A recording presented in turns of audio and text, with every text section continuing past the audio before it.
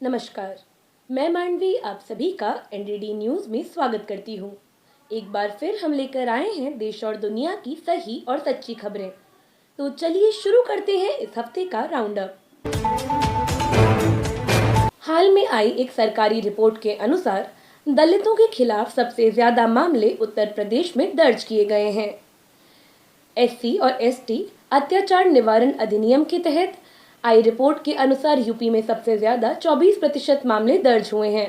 वहीं इसके बाद राजस्थान और मध्य प्रदेश, बिहार, उड़ीसा, महाराष्ट्र का नाम है। बता दें कि भाजपा शासित इन 6 राज्यों में दलित आदिवासियों के खिलाफ अत्याचार के 80% मामले दर्ज किए गए हैं। इतना ही नहीं, कानून के तहत सजा का दर भी भारी कम रहा है, जो बेहद चिंताजनक है।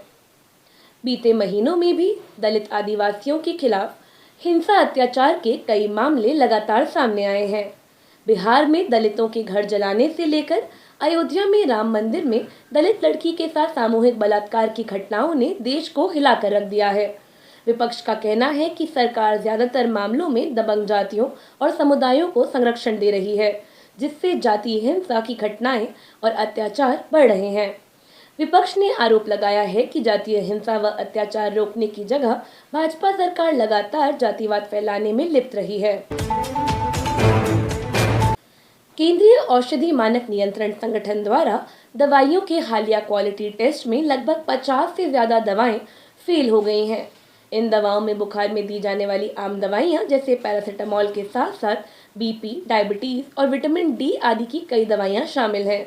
दवा नियामक के गुणवत्ता टेस्ट में फेल होने वाली दवाओं की 2 सूचियां साझा कर बताया गया है कि कुल 53 दवाएं टेस्ट में फेल पाई गई हैं।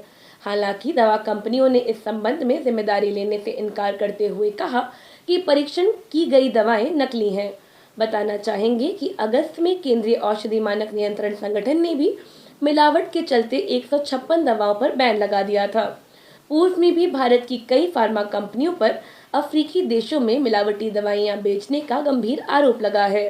जानकारों ने मौजूदा कार्रवाई को आवश्यक लेकिन नाकाफी बताया है। जिला कानपुर देहात के रनिया क्षेत्र में एक फोम फैक्ट्री में आग लगने से 6 मजदूरों की जलकर मौत हो गई। बताया जा रहा है कि 21 तारीख शनिवार को मशीन की चिंगारी से फोम के ढेर में आग भड़क उठी, जो फैलकर एलपीजी के सिलेंडर तक पहुंच गई और एक बड़ा विस्फोट हुआ। विस्फोट से फैक्ट्री की छत गिर गई और वहां मौजूद 15 मजदूर आग में फंस गए। बचाव के लिए अग्निशमन विभाग के पहुंचने तक 3 मजदूरों की मौत हो गई थी तथा अन्य 3 मजदूरों ने अस्पताल में दम तोड़ दिया। सूत्रों के अनुसार इनमें से 2 नाबालिग थे। बताया जा रहा है कि यह फैक्ट्री आग सुरक्षा उपायों के बिना चलाई जा रही थी। बीते महीनों में देश भर में कई औद्योगिक क्षेत्रों में दुर्घटना की खबरें सामने आई हैं। अधिकतर घटनाओं में नियमों के उल्लंघन एक प्रमुख वजह सामने आई है। मजदूर एकता केंद्र की ओर से दिनेश ने केंद्र व राज्य सरकारों की लगातार अनदेखी को इसका कारण बताया है और कहा है कि मालिकों से मिलीभगत और उल्लंघन सामने आने पर सरकार द्वारा ठोस कार्रवाई नहीं किया जाना मजदूरों की मौत का कारण बन रहा है। इस घटना को हादसा नहीं हत्या समझा जाना चाहिए और कड़ी से कड़ी कार्रवाई की जानी चाहिए। खाद्य पदार्थों में मिलावट की खबरों के बीच उत्तर प्रदेश की योगी सरकार ने दुकानदारों के लिए नए फरमान जारी किए हैं। सीएम के नए आदेश के अनुसार यूपी में अब सभी खाने पीने की दुकानें, ढाबे, होटल और रेस्टोरेंट पर मालिक और मैनेजर का नाम लिखना अनिवार्य होगा। इसके साथ ही कर्मचारियों के नाम भी बोर्ड पर लिखने होंगे। इसके अलावा सीसीटीवी कैमरा लगाना अनिवार्य किया गया है। बताना चाहेंगे कि कुछ महीनों पहले भी योगी सरकार ने कांवड़ यात्रा के दौरान खाने पीने की सभी दुकानों पर मालिक और कर्मचारियों के नाम को प्रदर्शित करना अनिवार्य किया था, जिसके बाद विपक्ष और उत्तर प्रदेश के व्यापारियों ने सरकार के इस आदेश पर नाराजगी जाहिर करते हुए इस फैसले को विभाजनकारी बताया था और कहा था कि यूपी सरकार द्वारा विशेष धर्म को निशाना बनाया जा रहा है। मामला सुप्रीम कोर्ट में पहुंचने के बाद 22 जुलाई को सुप्रीम कोर्ट ने भी यूपी सरकार के इस आदेश पर अंतरिम रोक लगा दी थी। जानकारों में कहा गया है कि योगी सरकार दूसरे कारणों का हवाला देकर वही नियम लागू करना चाहती है। सरकार ने इस बार वजह अलग दी है, लेकिन मंशा विभाजनकारी ही है।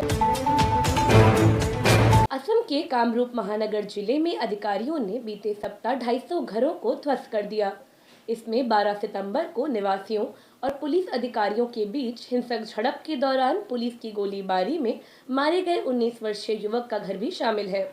बताना चाहेंगे कि कामरूप महानगर जिले के कचुताली गांव में बेदखली अभियान करीब 1 माह से जारी है। इससे पूर्व जिला प्रशासन के अधिकारियों ने 9 सितंबर को लगभग 240 घरों को ध्वस्त कर दिया था, जिनमें से अधिकांश मोरीगांव जिले के बंगाली मूल के मुसलमानों के थे, जो कई दशकों से इस इलाके में रह रहे थे। गोलपाड़ा जिला प्रशासन ने भी 24 सितंबर को किए गए विध्वंस में 450 परिवारों यानी लगभग 2000 लोगों को बेदखल किया था। सुप्रीम कोर्ट ने 30 सितंबर को असम सरकार को अगले आदेश तक कामरूप मेट्रोपॉलिटन जिले में जारी विध्वंस अभियान पर रोक लगाने को कहा है। जस्टिस BR गवई और KV विश्वनाथन की पीठ ने कचोटली गांव के निवासियों द्वारा दायर अवमानना याचिका पर यह फैसला सुनाया। याचिकाकर्ताओं ने कहा कि असम सरकार कोर्ट द्वारा बुलडोजर एक्शन पर लगाई गई रोक के आदेश की अवमानना की गई है। नेशनल पीपल्स पावर के नेता अनुरा कुमारा दिसानायके को श्रीलंका का अगला राष्ट्रपति चुना गया है। श्रीलंका की चुनावी प्रणाली के तहत दिसानायके को दूसरे चरण की गिनती में 42.3% वोट मिले, जबकि विपक्षी नेता संजीत प्रेमदासा को 32.8% वोट मिले। राष्ट्रपति विक्रम सिंघे, जिन्होंने देश की अर्थव्यवस्था के ढहने के बाद 2 साल पहले पदभार संभाला था, 20% से कम वोट शेयर के साथ तीसरे स्थान पर रहे।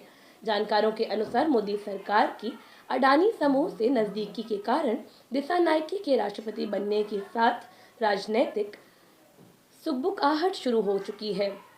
चुनावी नतीजों की घोषणा से पूर्व दिसानायके ने कहा था कि अगर वह सत्ता में आए तो वह श्रीलंका में अडानी समूह की पवन ऊर्जा परियोजना को रद्द कर देंगे।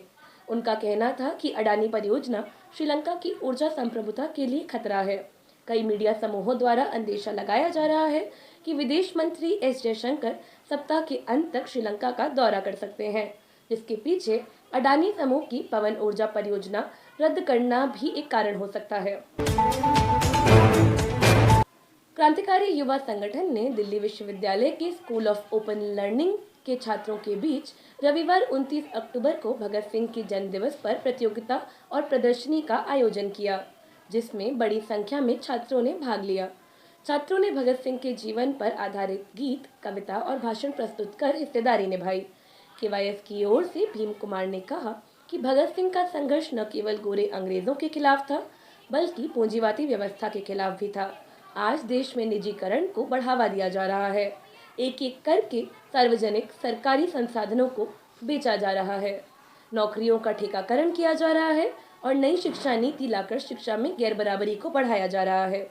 बड़ी संख्या में युवा बेरोजगारी है और आज देश में अमीरी और गरीबी के बीच का अंतर अंग्रेजों के समय से भी ज्यादा है। ऐसे में भगत सिंह के असली संघर्ष को युवाओं तक पहुंचाना जरूरी हो गया है। इसी उद्देश्य से आज SOL के छात्रों के बीच यह कार्यक्रम किया गया है और गत 25 अक्टूबर को रेगुलर के छात्रों के बीच कार्यक्रम आयोजित किया गया था।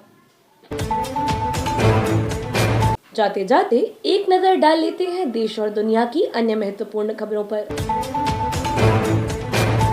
सुप्रीम कोर्ट का बड़ा फैसला, चाइल्ड पोर्नोग्राफी देखना भी अब माना जाएगा अपराध। डूसू चुनाव में हुड़दंगी और करोड़ों खर्च करने पर दिल्ली हाईकोर्ट सख्त, DUVC को लगाई फटकार। सेबी ने लगाया अनिल अंबानी के बेटे पर 1 करोड़ का जुर्माना।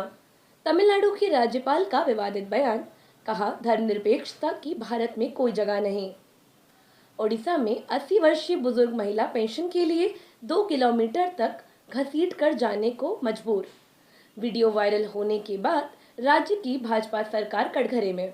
बॉम्बे हाईकोर्ट ने सरकार के फैक्ट चेकिंग यूनिट को बताया संविधान विरोधी, इसे अभिव्यक्ति की आजादी पर खतरा बताया। बिहार में फिर ढहा 1600 करोड़ का पुल, भ्रष्ट नीतीश सरकार की हो रही है कड़ी आलोचना। बदलापुर एनकाउंटर मामले में हाईकोर्ट ने पुलिस की भूमिका पर उठाए सवाल। इजराइल ने लेबनान पर दागी रॉकेट कार्रवाई में हिजबुल्लाह प्रमुख का निधन। इजराइल और लेबनान में बढ़ रहा है तनाव। आज के राउंडअप में बस इतना ही। मिलते हैं अगले सप्ताह जनपक्षधर खबरों का ब्यौरा लेकर। तब तक NDD न्यूज को सब्सक्राइब करें और इस वीडियो पर लाइक, शेयर और कमेंट अवश्य करें।